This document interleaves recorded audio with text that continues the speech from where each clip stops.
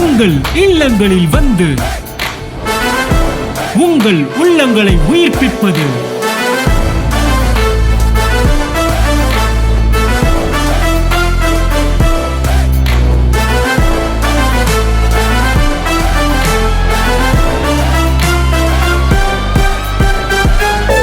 உங்கள் channel DJ. எல்லாத்தையும் வசனத்தின் அடிப்படையில் தான் நீங்க பார்க்கணும். தீர்க்க தரிசனமாக இருக்கட்டும், அல்லது ஜெபங்களாக இருக்கட்டும், தரிசனங்களாக இருக்கட்டும், சொப்பனங்களாக இருக்கட்டும், அத்தனையும் இந்த கண்ணாடியிலேருந்து பார்க்கணும். பார்த்து அதை என்ன இப்படி தவிடுபடி ஆகணுமோ அப்படி தவிடு ஆகணும். நீங்களே ஒரு ரிலீஜியஸ் மைண்டில் அதை செஞ்சிடக்கூடாது. செய்யும்போது அது வேற மாதிரி வருது. ஆனால் ஆவிக்குரிய ஜீவனின் அடிப்படையில் பார்க்கும்போது நீங்கள் பார்க்குறீங்களே, இப்படி பார்க்குறீங்களே, பார்க்கும்போதே தவிடுபடி ஆகிடும். பைபிள் அப்படி தான் சொல்லுது, தேவன் தன்னுடைய பார்வையினாலே சத்துருக்களை சிதறடிப்பாராம். அவர் ஐ சைட்டு அப்படியே சத்துருக்களை சிதறடிக்க வச்சிருமா. இப்ப அந்த ஜீவனைத்தான் இப்ப உங்களுக்குள்ள கொடுத்திருக்கிறாரு.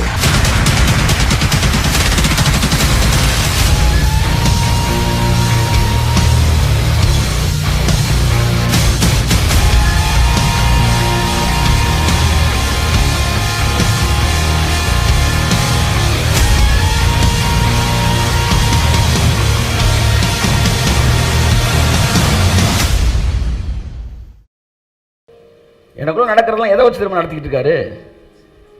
எனக்குள்ளே கிரியை செய்கிற அந்த வல்லமைப்படியே கிரியை செய்கிற அவருக்கு கை தட்டுங்க. அவருக்கு தமிழ் தெரிஞ்சா, தொடர் வாக்கியம் உங்களுக்கு புரிந்தால் இதன் அர்த்தத்தை கர்த்தர் உங்களுக்கு புரிய வைப்பார்.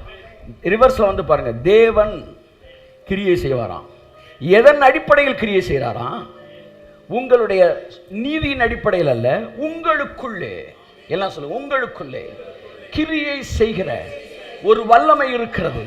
அந்த வல்லமை தான் இயேசு கிறிஸ்துவுக்குள்ள 2000 வருஷங்களுக்கு முன்பாக இந்த பூமியில் இருந்தபோது இருந்த அந்த ஜீவன், அந்த உயிர்த்தெழுந்த வல்லமை இப்பொழுது உங்களுக்குள் இருக்கிறது.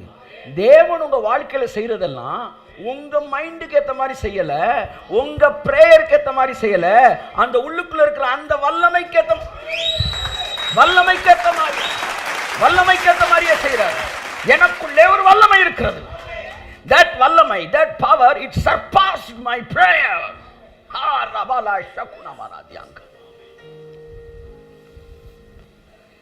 இதை நீங்க ஆழமாய் புரிந்து கொள்வீர்கள் என்றால் உங்க வாழ்க்கை எதோடு இயங்கிக் கொண்டிருக்கிறது, எதன் அடிப்படையில் இயங்கிக் கொண்டிருக்கிறது, எதன் அடிப்படையில் நான் ஆசீர்வதிக்கப்பட்டு கொண்டிருக்கிறேன், எதன் அடிப்படையில் நான் பெருகிக் கொண்டிருக்கிறேன் என்பதை நீங்கள் புரிந்து கொள்வீர்கள் சகோதரர்களே. ஐயோ பரிதாபம், மாபெரும் ஊழியர்களும் பிரசங்கிகள் கூட இந்த கிரியை செய்கிற வல்லமைப்படிதான் தேவன் வேலை செய்கிறார் என்பதை மறைத்துவிட்டு அல்லது மறந்துவிட்டு அல்லது அறியாமல் அதற்கு முன்பாக இருக்கிற ஜெபத்தையும் நினைவையும் கொண்டு போய் கடவுள்கிட்ட நினைக்கிறாய். நீங்கள் நினைப்பதற்கு ஏற்றார் போல தேவன் கிரியை செய்தால் என்றால் இன்னும் 50,000 வருஷங்கள் வந்தாலும் இந்த உலகம் கிறிஸ்துவுக்குள்ள என்ன செய்யாது, வராது. 200 பேருக்கு பேசுறேன், 200 பேருக்கு பேசினா எத்தனை பேர் தான் கேட்கணும்? 200 பேர் தான் கேட்கணும். இதுதான் நம்ம நினைவு, இதுதான் நம்முடைய ஜபம். என் ஜபம் சொல்லுது, ஆண்டவரே 200 பேர் இன்னும் நிரம்பி விளைஞ்சி ஒரு 300 பேராக இருந்தால் நல்லா இருக்கும். என் ஜபம், என் நினைவு சொல்லுது 300க்கு ஜெபிச்சோம், 250 வந்தால் கூட ஓகே. இப்போ 200க்கு பேசுனா 200 கேட்கும். இதுதான் ஜபம், இதுதான் லாஜிக்கு.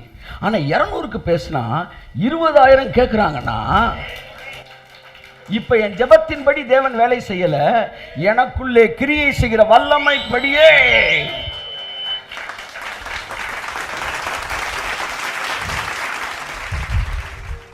ஐநூறு பேருக்கு பேசினா இல்லை, அதாவது ஒரு 10,000 பேருக்கு பேசினா ஒரு 100 பேர் கேட்பாங்க சார், அதுதான் லாஜிக்கு. ஆனால் நம்ம லாஜிக் எப்படி இருக்கு? 100 பேருக்கு பேசினா 10,000 பேருக்கு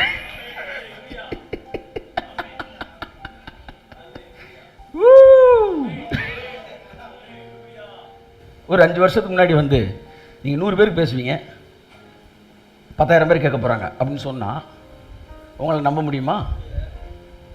ஆனால் தேவனுக்கு தெரியும். தேவனுக்கு இன்டர்நெட்னா என்னன்னு தெரியும், ஆன்லைன் என்னன்னு தெரியும். இதெல்லாம் ஒன்றுமே இல்லைன்னு நாளைக்கு ஒரு டெக்னாலஜி வரப்போகுது.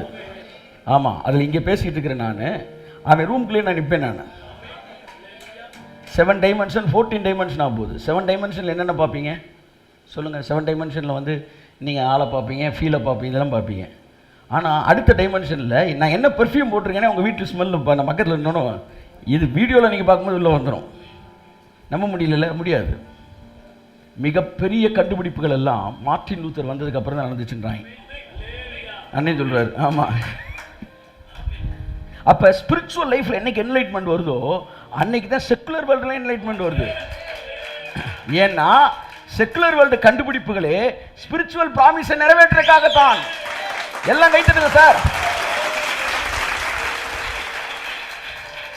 பல்ப் அவன் கண்டுபிடிச்சதே வெளிச்சம் உண்டா கடவுது என்கிற வார்த்தையில் வெளிச்சம்னா என்ன நமக்கு தெரியறதுக்காக தான் அவன் கண்டுபிடிச்சா நான் சொல்றேன். ஆன்லைன் ஒன்று கண்டுபிடிச்சது வார்த்தையை பிரசங்கிக்கிறதுக்கு தான் நான் சொல்றேன். சேட்டலைட் ஒன்று கண்டுபிடிச்சது தீர்க்கதரிசனம் நிறைவேறுதல் நான் சொல்றேன். தன்னுடைய ஜனத்துக்காக அவர் கொடுத்த ஜீவ நதிய காட்டுக்கழுதை குடிச்சுக்கிட்டு இருக்கு. கர்த்தர் சொல்றார் குடிக்கட்டும் குடிக்கட்டும். ஒரு ஓரமா ஏதோ அவன் கண்டுபிடிச்சது இல்ல, நம்ம வேலை பார்த்துக்கிட்டு நினைக்கிறீங்களா? இல்ல, நம்ம வேலை பார்க்கறதுக்கு தான் அதை கண்டுபிடிச்சாங்க. காலையில் கோலியாத் பட்டயத்தை திட்டினது காரணம் தாவீதை கொள்வதற்கு அல்ல, கோலியாத்தை கொள்வதற்கு. ஆகவே என் அன்புக்குரியவர்களே, நமக்குள்ளே ஜீவன் இருக்கிறது, ஜீவன் இருக்கிறது. அந்த ஜீவனின் அடிப்படையில் சிந்தியுங்கள், பயப்படாதிருங்கள், பயப்படாதிருங்கள். அந்த ஜீவன் வேற மாதிரி பார்க்குது, வேற மாதிரி பேசுது, வேற மாதிரி சிந்திக்குது. இப்போ தேவன் பைபிள் சொல்லுது இந்த ஜீவனை இது வந்து இருளானது அதை பற்றி கொள்ள முடியாதான். It cannot comprehend the light. Yeah ஆமாம், உங்களுக்கு ஜீவன் இருக்கு. உங்கள் கடன் பிரச்சனை உங்களை சாகடிக்க ஒரு மாதிரி டங்கு மங்குன்னு இருக்கலாம் நீங்கள் இயேசு நாமத்தில். ஆனால் உங்களை கிங்குன்னு என்ன செஞ்சிருப்ப? ஆமாம், தூக்கிட்டாரு இந்த செய்தியிலே. அவர் வெளியே கொண்டு வந்துக்கிட்டே தான் இருப்பார். அந்த இருள் உங்களை அழிக்கவே கையை தட்டுங்க சார். நீங்கள் அழிவீர்கள் என்று எதிர்பார்த்து கொண்டிருந்தவர்கள் எல்லாம் அழிந்து போனார்கள். ஆனால் நீங்கள் இருக்கிறீர்கள்,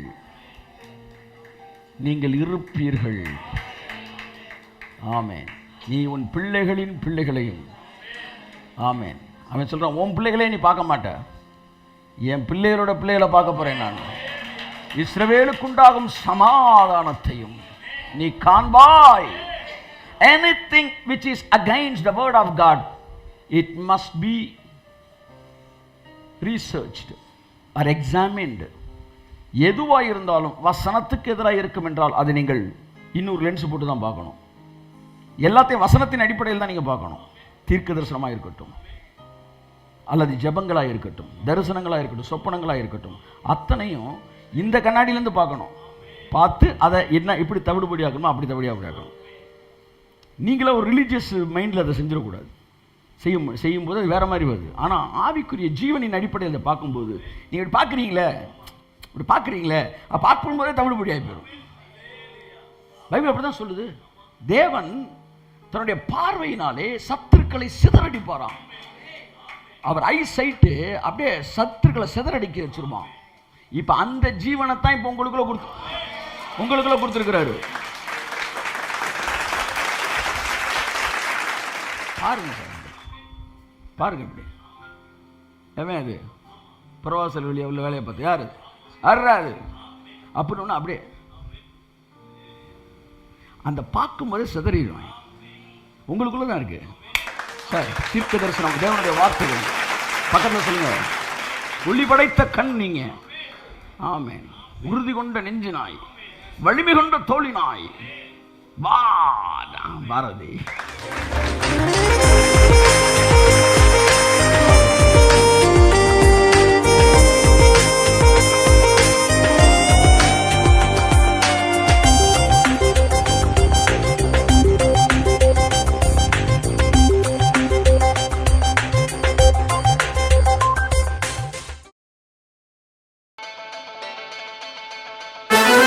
உங்கள் இல்லங்களில் வந்து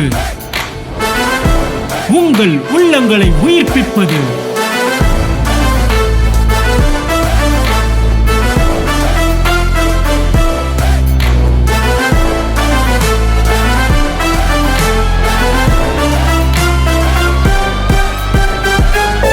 உங்கள் சேனல் டிஜே.